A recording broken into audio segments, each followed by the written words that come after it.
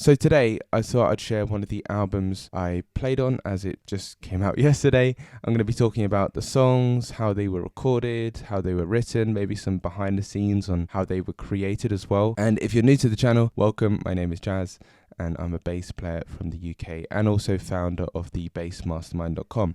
If you want to find out more about the bassmastermind.com and potentially apply, I've left a link below this video to a masterclass. So if you're a bass player and you're looking for more help with your bass playing, you can click that link below and that will take you to a free masterclass. And of course, I'll also leave a Spotify link to this album so you can go and listen to it. I think you can find it pretty much everywhere, Apple Music and all the other platforms.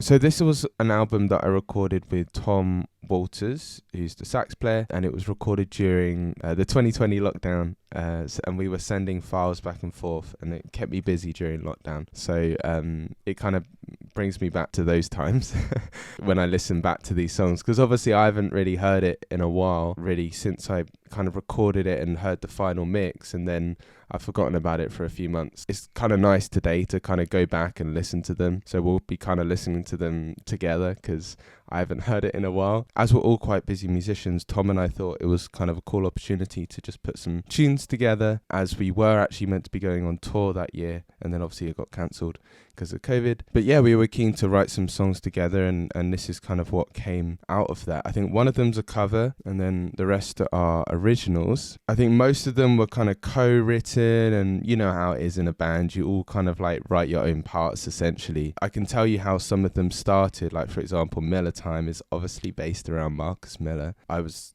kind of a big Marcus Miller fan. I still am. I don't know why I'm saying I was. And I wanted to write a tune that was similar to Run for Cover, because I think that's just one of the best tunes ever. I mean, it's kind of hard to top such a legendary tune like Run for Cover. If you don't know Run for Cover, type in David Sanborn and Marcus Miller Run for Cover. I think Marcus wrote it, but it's on David Sanborn's album. Obviously David Sanborn, as you'll hear, is a big influence for Tom. Marcus Miller is a big influence for me. So that kind of like late 70s, 80s David Sanborn kind of era inspired us for this album. But the bass riff is essentially just an E minor slap thing. So kind of that, and then it goes somewhere, you know, different in the B section or whatever. But that's the main groove. It's based around that, kind of like Run for Cover, right? So I'll play a little snippet of the tune. I think there is like a bass solo halfway through as well. When I released little parts of it on my Instagram, people were commenting or sending messages as well, asking what the sound was, because you'll hear there's like this kind of chorus on it. And what I'll do is I'll play the track and then I'll explain how I recorded it and the sound. So here we go.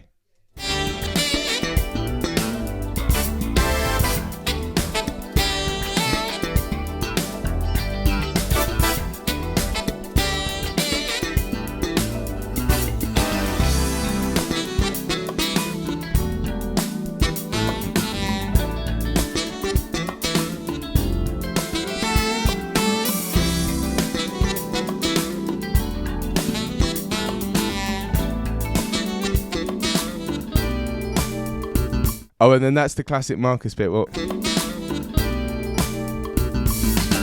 that's completely ripped off from Marcus, right? So you got that. I think on Run for Cover he goes. But yeah, that's quite fun. I mean, it was really dedicated to Marcus Miller, so that's why it's called Miller Time. That's kind of Marcus's language, you know, that's part of his vocab. So if we're doing a tune dedicated to Marcus, then I wanted to take some of his vocabulary and kind of do it in a slightly different way. That bridge section as well, so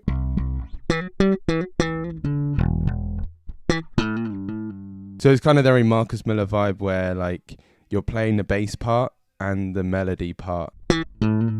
I can't remember the exact fingering. I'm not sure if I went.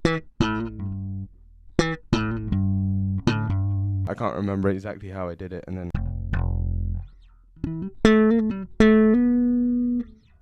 I remember that's a big jump going from like F right up to. I'll explain the sound and then I'll just play the bass solo. So I've recorded it in Logic. So here's just a random track. This is actually from Inside the Bass Mastermind. Every month we work on like a new groove. This month is I Want You Back.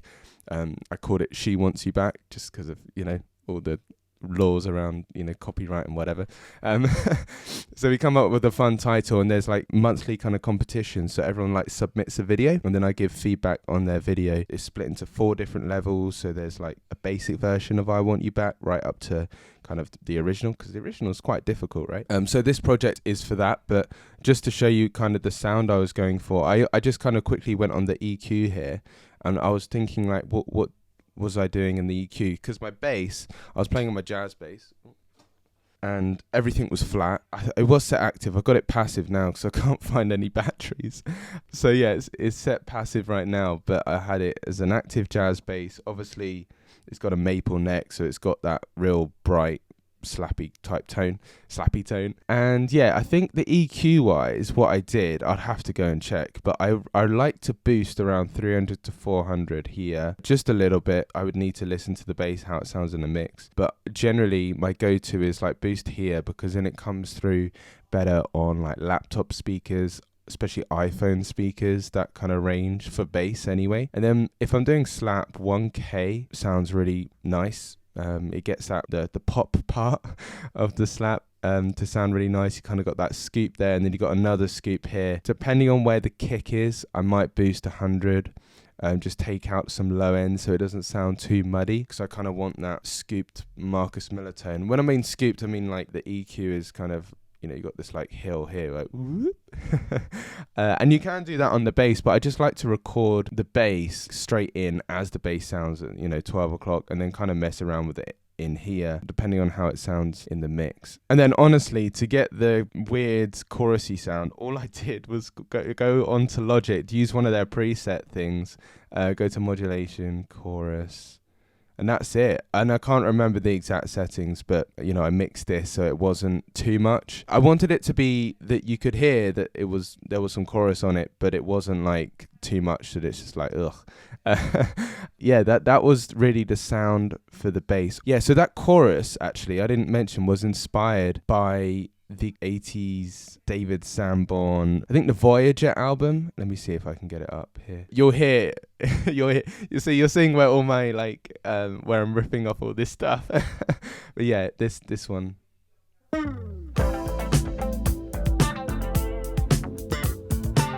Yeah, so even there, can you hear the ba-da-boom-boom? It's got that kind of like chorusy type vibe. Not as much as I put on actually, but I think this track inspired the sound. And then obviously Run for Cover, which I probably don't need to play because I'm imagining most people watching this are bass players and they know Run for Cover. So I'll quickly play the bass solo in this one, and then I'll move on to the other tracks and talk about how they were recorded and written.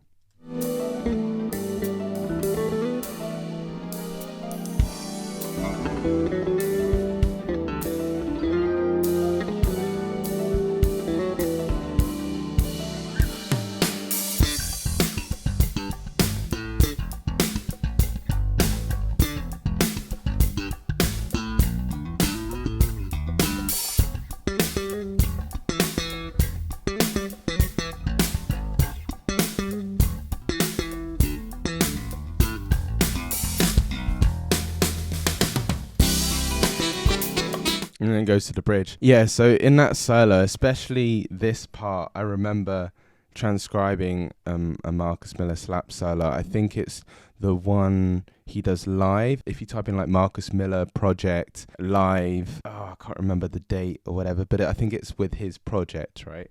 So not the original, but in the solo he goes...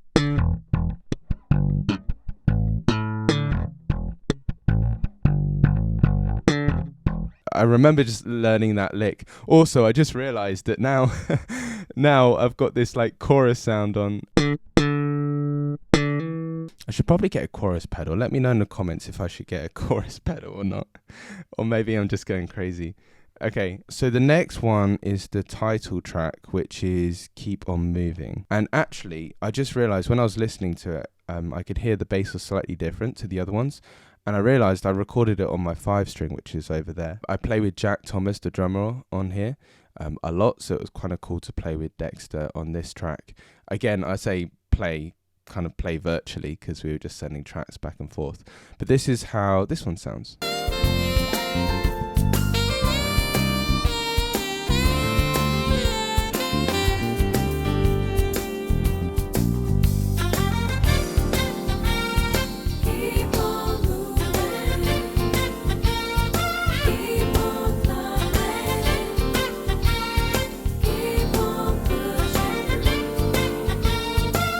Yeah, so with this one, it was just about that driving, like dum dum dum dum dum dum, and making that sound consistent, because that groove is fairly hard to make. The note lengths, not just like where you're playing the note, but where you're coming off the note. And I like that one because it's got some vocals on there as well. That's Tom's sister on vocals. I should also say who's actually playing on here. So I think a big reason why Tom and I write these kind of together is because we have quite similar influences. You don't know me well.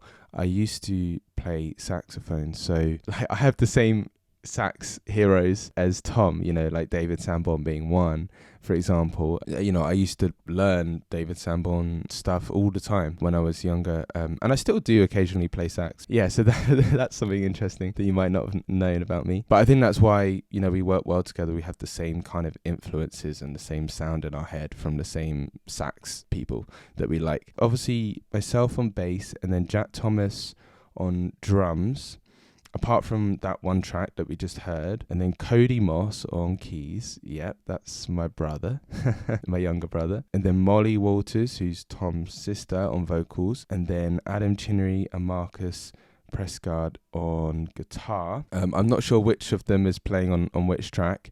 I do know one of the tracks, it says there, Could You Be Loved, Gareth Lecraine, who's a phenomenal flute player from the UK.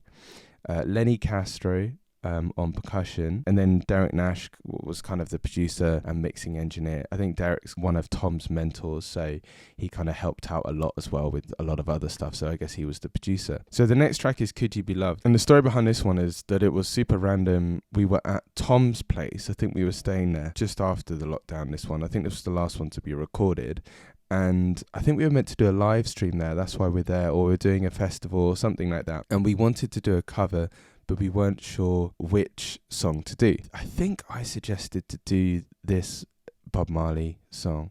I can't remember, but I think we wanted like a happy, like sing-along cover type song, and then we decided to get Gareth, the flute player, to just shred all over it and do and solo all over the tune. And I think it also features Cody as well on a keys solo.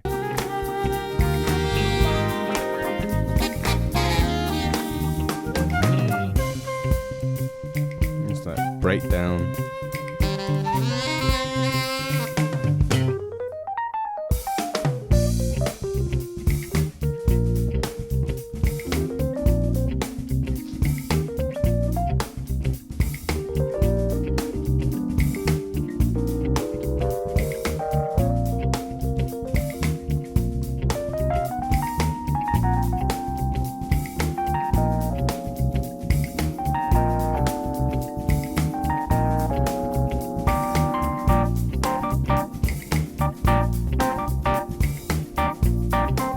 That's one of my favorite things that keys players do. Like when they're doing the comping and it's super funky. That's one of my favorite things when I'm playing under a key cell and they're like and because it leaves so much space, like rhythmically, there's so much more to interact with than just like single lines. So if you're a keys player, do that more, because Okay, so the next two I remember being fairly difficult to record, and I think the reason why is a slap bass quite slow in slow tempos. Some of those grooves can be quite difficult to play because there's so much space in between the notes. So when you go to thump and you go to pop, there's so much space there as the tempo's slower. So I remember maybe this one, Smooth Butter, taking probably the longest to record just because I wanted to make sure it was really right, and also trying to get the sound. And another funny story, I'll play the original track and then I'll tell you this really funny story.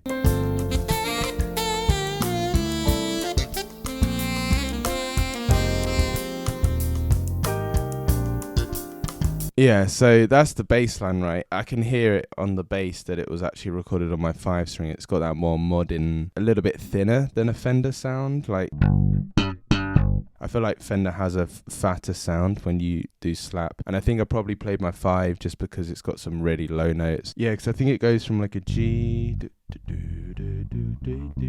to a C. Now, the funny thing with this track, I think Tom wrote the track and then I wrote a bass line, right? I was thinking, okay, you got this like G, going to the C, right? So I was thinking, okay, what shall I play? He wanted me to come up with like a melodic, catchy bass line. So then I actually came up with, and I didn't even realize it, so I recorded this bass line and it ended up sounding like a very famous song. So if we go to Donny Hathaway, obviously as a bass player, again, I've listened to this album a lot just because it's a great album as well, not just the bass playing. But yeah, this bass line.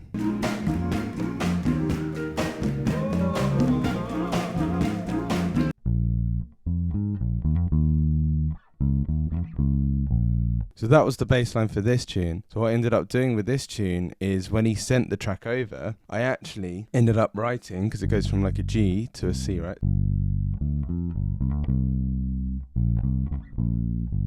So I ended up writing that on this tune, and I didn't even realize it was like so subconscious. I thought, oh, that's a cool bass line I wrote. Obviously I didn't write it, and then I sent it off to Tom, and he was like, you just ripped off the Ghetto.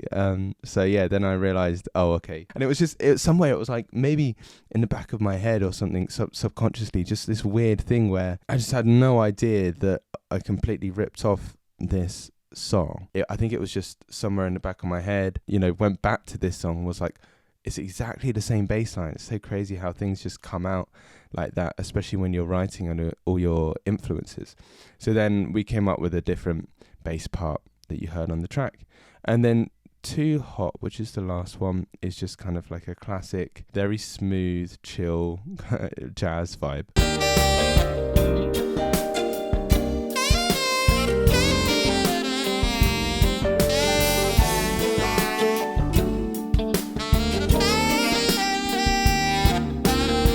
Yeah, I think this is the one that took the longest, actually. You kind of really have to keep that internal clock going. The